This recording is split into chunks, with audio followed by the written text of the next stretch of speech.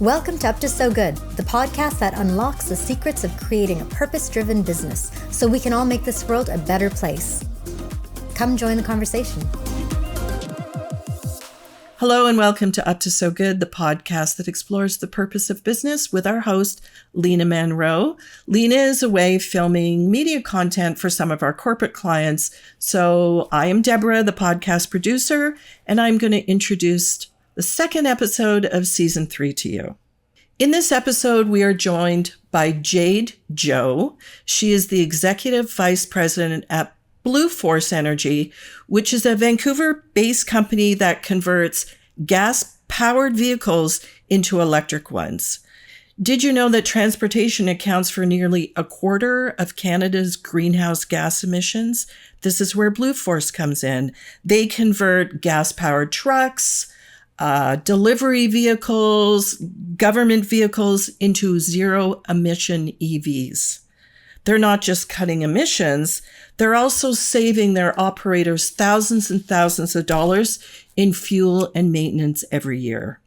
Join us to learn about how BlueForce is helping Canada cut their carbon emissions one truck at a time. We hope you enjoy the show. Hello and welcome to Up to So Good, the podcast that explores the purpose of business. I'm your host, Lena Monroe, and today we have a very special guest. Her name is Jayde Zhou, and she is the executive director and vice president of BlueForce Energy. Welcome to our podcast, Jayde. Thank you.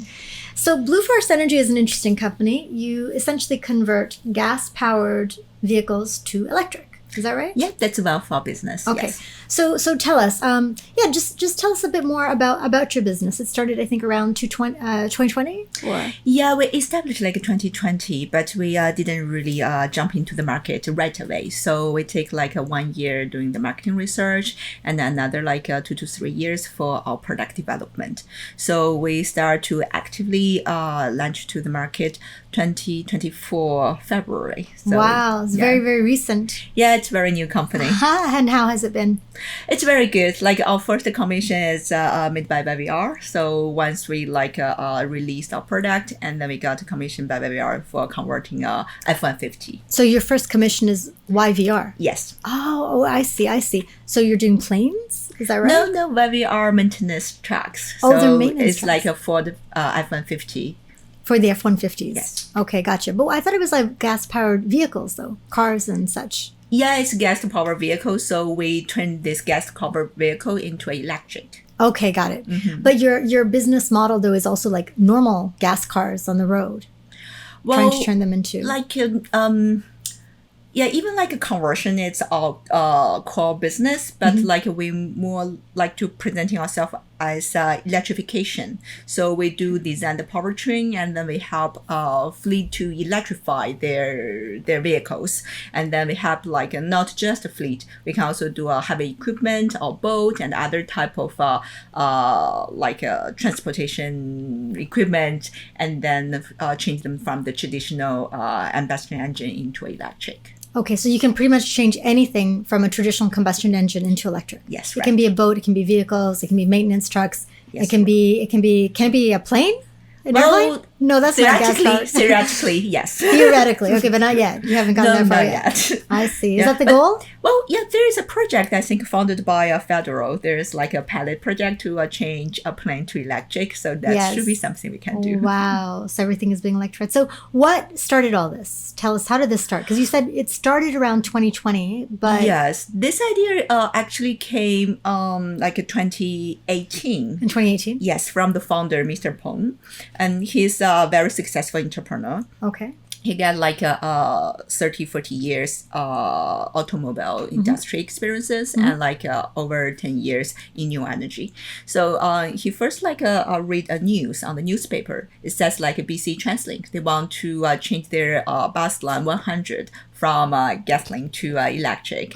And then after I think 2 or 3 years, Mr. Peng just went to see this bus line, and then he found it's still the same as an old bus. It's not an electric bus at all.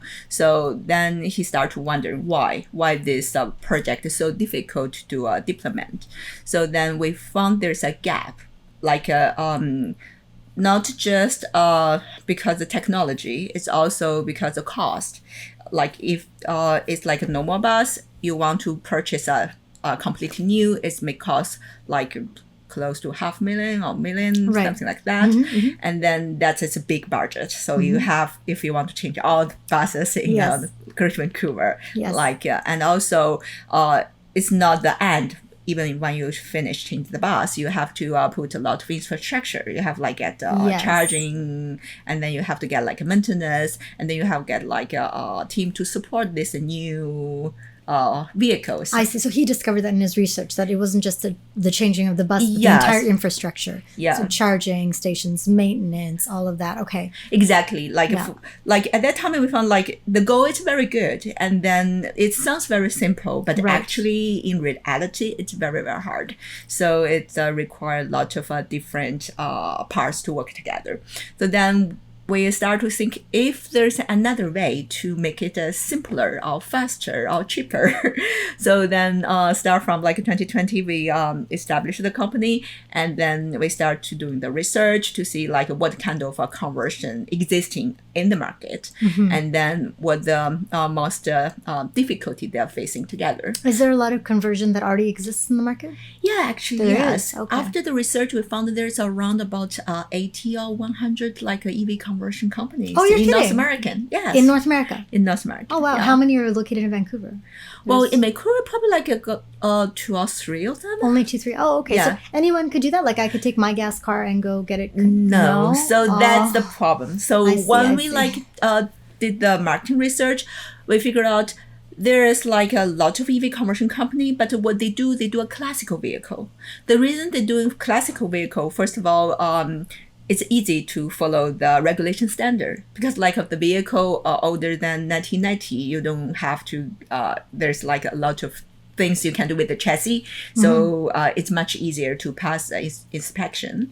And then also for classic vehicle, they charge quite a lot for doing the conversion. I know see. for if you want to convert your Porsche 911, and then it's a... Oh, I don't have a Porsche. No. I have a very old car. I have Yeah. like a 2001 Acura. I love her though. She's yeah. awesome. Her name is Car. Okay, that sounds good. get But to- like, yeah, if there's like a Porsche 911, then you Right. want to convert it. It's like a roughly about 150,000 to 200,000 just God. for conversion. And then normally the clients would also do interior upgrade. So then, which means you spend about 300,000 or They 400,000 do to a get what upgrade? the upgrade for the interior. So like For the change interior upgrade yeah, too. yeah. I see. Oh, but that doesn't have to happen for the electric conversion, does it? No, So that's so- all cosmetic. Yes, so that's they why still- what I mean, like for the EV conversion shop Yeah. existing in North America, they are Right. mostly doing this type of business. Oh, I Yeah. see. I see. Yeah, I see. so none of them have ability to do conversion for commercial vehicle. Well, I Okay. couldn't say zero, but very very limited. Gotcha. And then like, but for us, of course, like I do love classical vehicle, Yeah. but the most let's see, if we want to reach the zero emission goal, so the most problematic is the service vehicle and the commercial vehicle. Oh, I see. Not people's. the Yeah, not retail- like individual people. vehicles. I see. Yeah. I see. Well, so, but back to individual vehicles, because most people, are the ones who are listening, I think, to the podcast. They drive their normal cars, and they're probably wondering, is there a possibility I could take my car? I love my car and get it converted versus do I need to sell this, get rid of this, scrap it, junk it, and buy a new car? It seems like the goal would be better to be able to upcycle and recycle the existing vehicle, but is it on average $150,000 that Well, cost? Or? that's for one way back to that time. Doing the Oh, I research, we see. figure out that's the price, that's just like the market value, that's what people doing. So we want to drop down the price. Because Yes. like if you have a vehicle, let's say you're Acura, you won't necessarily to spend that much to do a can't, conversion. no. Yeah, even for F-150, like regular F-150, it's around I think 60 or 70,000, and then if the conversion kits, it's like 100,000. Yeah. What was the reason So it's to do better it so? better just to buy a new one. is what you're Yeah, saying, right, yeah. right. So Yeah. that's why what we did for the when we're doing the development, Yeah. we try to bring down the price like at least half of the original vehicle. That's our goal. So, for example, we also recently working with the emergency services. So, like for some emergency vehicle, like fire trucks or ambulance or like garbage trucks. So those vehicles, we could bring the price down to like 10% or 20%. Oh, wow. Yeah, so which means if like fire trucks was like 2 million, as I remember, like electric truck. Like to buy a new one? Yeah, to buy a new one. So, 2 but like if by using all conversion method, so it's just about 200,000, something like that. Oh, okay, I see. Then the numbers do start to make sense. A lot more sense. Right. But like for F-150, for those like smaller vehicle, like our official price, it's just about 30,000 to 40,000 for like a large number. For like an F-150? Yeah, fleet, yes. Yeah, okay. For a fleet? Yeah, for fleet. Of course, like with the discounts. Oh, I see. Gotcha. So then would it be more, I guess your customers are all more commercial then?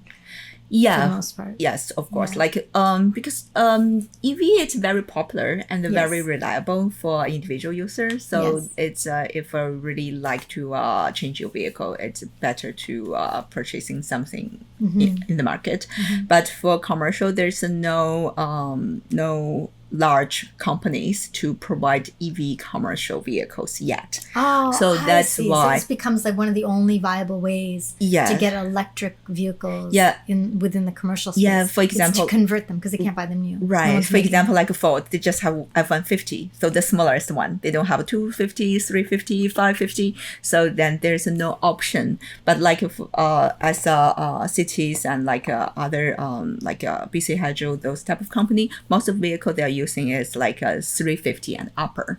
So that's why they don't have option. Even they would like to go electric, but they have no product to buy. Do you think that's going to change? Do you think that the manufacturers are going to start making those products electric? Well, it's a really difficult. It's really difficult because like for those type of company, when they make a decision, when they make a plan, it's not like 1 or 2 years. Normally like 3 or 5 years. So it's a take a lot of time for them to build a battery facility and like but for retail, motor that's already been sort of established. That's why it's so easy for us to go and buy electric vehicles. But at the same time, I think, isn't it troubling and problematic that there are so many gas vehicles that say it's cheaper to buy a new electric? I'm talking about the consumer more than the commercial.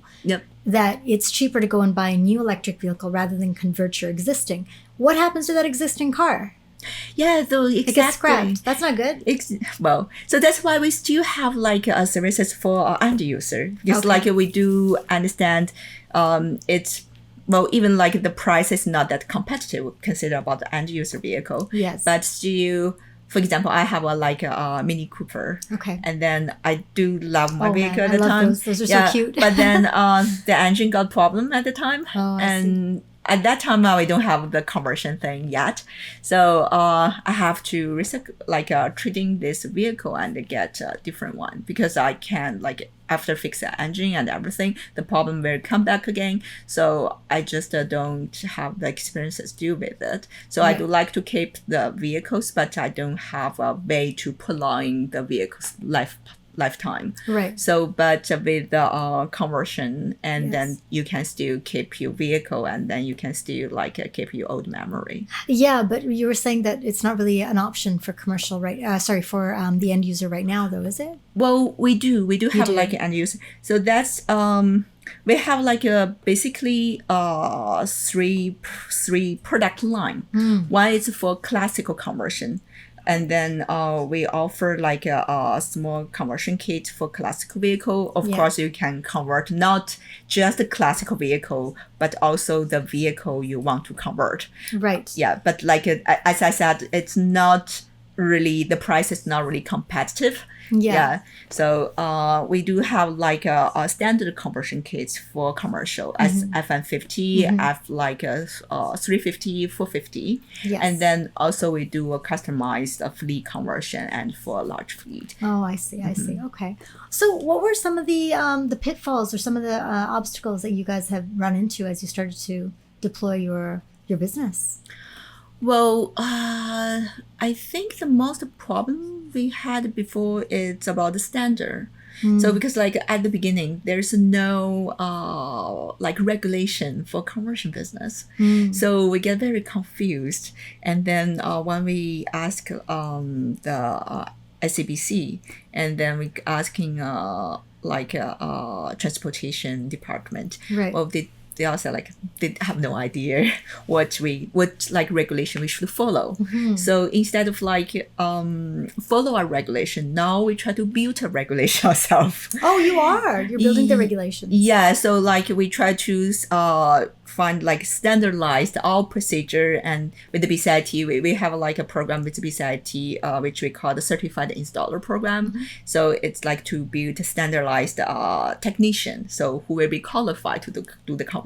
Yes. And the next step we want to do is to like draw a committee with like different parties from industry and also from like the important department, and then to build a regulation for commercial vehicle and as well as like a commercial EV. So Gotcha. then like one people doing the conversion or like one some part like department or company purchase a EV, commercial EV, they will have like some certain standard to follow.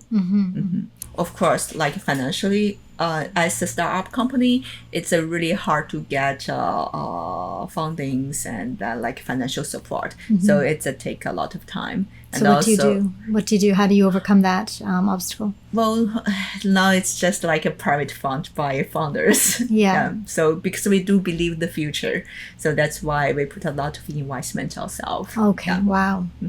Yeah, that's a lot. Yes. Yeah. Yes. Yeah, but it's good. I mean, Yeah. like as you mentioned, what the positive thing we find, it's very positive like feedback from the market. So That's great. that's So you're finding what- a strong foothold here in Vancouver Yeah. and a lot of positive response here. Yeah, That's wonderful to hear. Yeah, and everybody very friendly. So Yes. whatever we need help, and then we got a lot of helps too. Amazing. Great. Yeah. What about as you've deployed your business, what have been some positive things that surprised you? It's a very positive feedback from the market. Yeah? Yeah, it's well, as I mentioned, we launched into the market 2024 February, and then we got like the order from YVR right away. Yeah. So they're very support this idea because Yes. they think, well, they told us like because for YVR when they purchase a vehicle, they have to change the color. They have like put a combination equipment in each vehicle. So the uplifting it take a lot of time and also costs a lot of money too. So it's not just about the base vehicle. So overall, our solution could not just save what we can obviously know it's how much we cheaper than the Lightning. So our solution could save more than people like normally people think. Yeah. Okay, so it saves cost-wise in a lot of other ways. It saves Yes. in terms Yeah. of... Because they like for the vehicle they already did the modification and for everything. So they Right. don't want if they purchase a new one they have to do it again. And also those old vehicles have to just recycle or like sell to the second-hand market. It's a big waste. Yeah. So what brought you on board? What's your personal sort of connection to all this? Well, actually, I was in art and charity business before. I couldn't say charity business. You but- were in an art and charity? Yes. Oh, okay. Yeah. So, but like we are running a gallery and Yes. then doing an exhibition for artists Yeah. and then doing like a public arts and collaboration and find collaboration opportunity between artists to business. So it's such a, and then but it's difficult to running an art business. So we got segments to doing a marketing business strategy and then relationship for some company which is not very localized. Okay. So then I meet the founder, Mr. Peng, and at the beginning, once he found this company, and he's as I said, we BlueForce had amazing technology, but they don't really know the North American market at the time. So that's what we helped like a BlueForce to establish the business model, and then like to find the right marketing strategy and like a pricing positioning or that type of things. So and then once we worked closely, then we kind of like become like one company. Yeah. Gotcha. And have you enjoyed it? Very much. So I didn't think I would be in like a new energy or automobile industry because it's art business.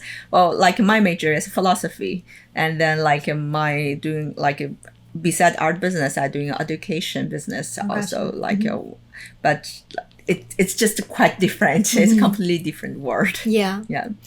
So what's the future? Oh, the future. Well, we have like different goals, like consider about what we want to do in Canada, what we want to do in North America, and what we want to do globally. For let's see, first in Canada, as I mentioned before, there's no standard for conversion. There's no regulation for commercial vehicle over 10,000 pounds. So which means like most, like if you are let's see, if you are like emergency services, you want to purchase a vehicle, you can't even find the performance testing and that type of thing. So like I think it will be a good time to build this industry from very, very beginning, not just accept whatever the product offered on the market, but we could actively to direct to shape this industry ourselves. And then also that's back to I think just after the COVID, and then I know Canada would like to be a leading country for new energy, so that's one of the goal the country want to build. So I think in order to do so, we have to build a foundation. We can't jump to, okay, let's see, build EV manufacturing right away. So we have to build the whole industry environment bit by bit. Like we have to get a complete supply chain. We have to have the different companies to working in this industry together. We have to get like technicians. We have to get like of course technologies, and then all IP, all that type of things to get them together and then to lead to the future goal. So what BlueForce would like to do is we as in this big picture, we want to be a foundation to consider about like a powertrain. So that's what our core business to do. So that would be built a future if let's see, we are not just working for old vehicle. We can also design the powertrain solution to a startup EV company. We can build some powertrain solution for some company who using let's see, boat company, for example. So we can redesign their system. So then their product could like transfer from the traditional product to a new electric product easily. So that's what we want to do. We want to build the whole industry rather than just selling our product in Canada. I see. Yeah, and when we talk about the whole North American, that's a powered by BlueForce collaboration program we try to establish. So we always realize in an industry, if you want to being successful, you can't working alone. So you have to. Oh, you can't work alone. No, you have to help your competitor. It's not. Oh, that's lovely. Well, it's not really they're competing you. They're also helping you to bring the industry booming. So that's your philosophy, the BlueForce philosophy. You have to help your competitor to grow. So that you bring the industry. Momentum into the industry and bring it up together. That's what I believe. So after like we doing the research, we found all those EV conversion shop have this problem. So we change our positioning from EV conversion company to a supply chain company. So we try to reach different EV conversion companies to asking them if they would like to get a solution from us, if they want to like get ready to go conversion kits from us. So if they have like some difficult project they can't fulfill, so that's we would like to help. So we want like everybody being successful, and then like if this market can accept this idea of a conversion, then it helps all of you. Yeah, then we can be successful. Yeah, together. Yeah. Why is this the name? BlueForce is the I think keep the sky being blue. Oh, for the sky to be blue. Okay, I understand. Yeah, that's great. Because, you hear a lot of green, green force, green this. And so you guys chose blue. So that's interesting. Just try to change like different colors. Yes. Yeah. Blue is the color of ocean, the color of sky. So I think it's a nice color too. It's a wonderful, wonderful color and a good reminder to all of us to do our part in trying to keep the sky blue and the oceans blue, isn't it? Of course, color of the earth, if you really look at it. Absolutely. So I understand that you have a number of partnerships as well. Can you tell us a little bit about the partnerships you're working on right now? Yeah. So after we launched to the market 2024, instead of like put a lot of energy to build a business relationship, we valued our partnership quite a lot. So we built established partnership with the BCIT. Once we realized there's no standard for conversion, and then we want to build a system for certified installer, so which we call certified installer, which means after the certain training and then technician with a certain background, they can do a conversion. Oh, I see. So you're partnering with BCIT and education institutes to actually create that program, so someone is certified as a certified installer. Yes. Now this program is BCIT and the Commerce and College, so three. Right. We'll try to build the course together. Okay. It's as a micro-credential, and then after this course being established, so we can licensing to different colleges across the country, or even across North America. That's wonderful. Actually, we're a learning organization, so it's one of the things that we do at All Purpose is help build out courses, and we support education and all. Oh, that's so great. It's really, really great to hear. Yeah, because as I mentioned, if you want to build an industry, there's a lot of aspects you have to consider. Yeah. So people are always the most essential parts for an industry. So we have to build the talent, we have to build the technician, we have to make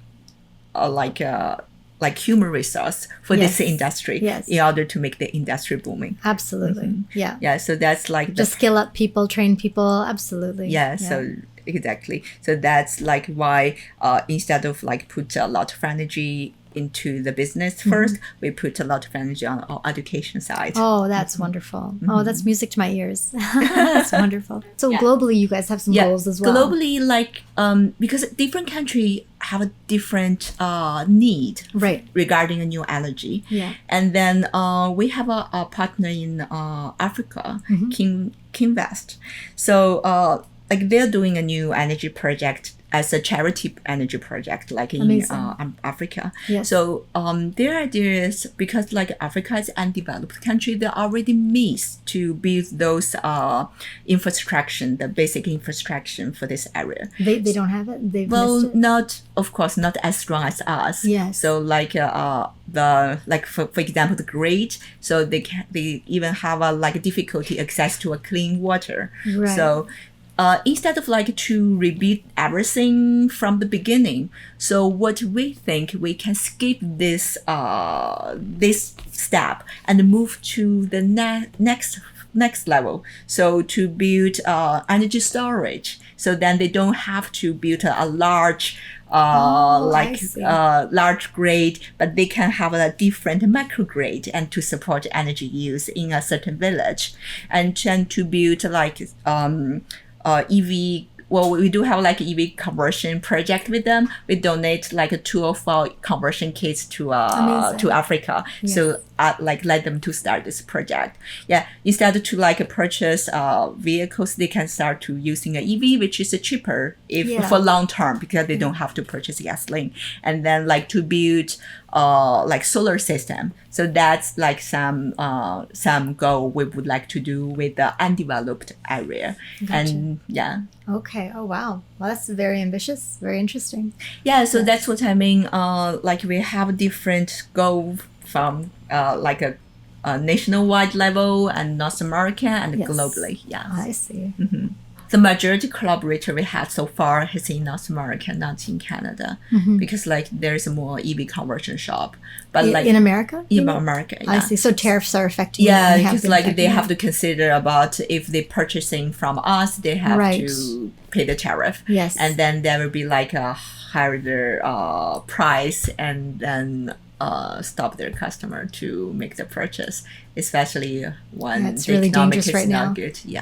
The economics are not so good. It's difficult. And also like the North American policy somehow have a huge impact on us. If Trump would like to make any changes regarding the new energy or like zero emission or like environmental protection, and they are making those right now, and they're stripping away a lot of the so that's environmental why protections in America. Well, it's not just about policy, but it start to change people's ideas. So what we believe for decades, we want to protect the environment. Yes. Then we start to doubt about that. I agree. That's really dangerous, isn't it? The path that potentially we're on. Well, we may think maybe like the Paris Agreement we signed just for nothing, or like maybe like the whole world may not go toward to environment protection. Like zero emission, maybe just something maybe will be like just through. Whoever's listening to this, please don't change your mind. Let's protect the planet. Let's protect the environment. But you're right, though, because the moment that policy starts to change, and right now, I mean, we're filming this in the middle of summer, and I'm not sure exactly when the air date will be, so I don't know. Who knows what'll happen in a few months, right?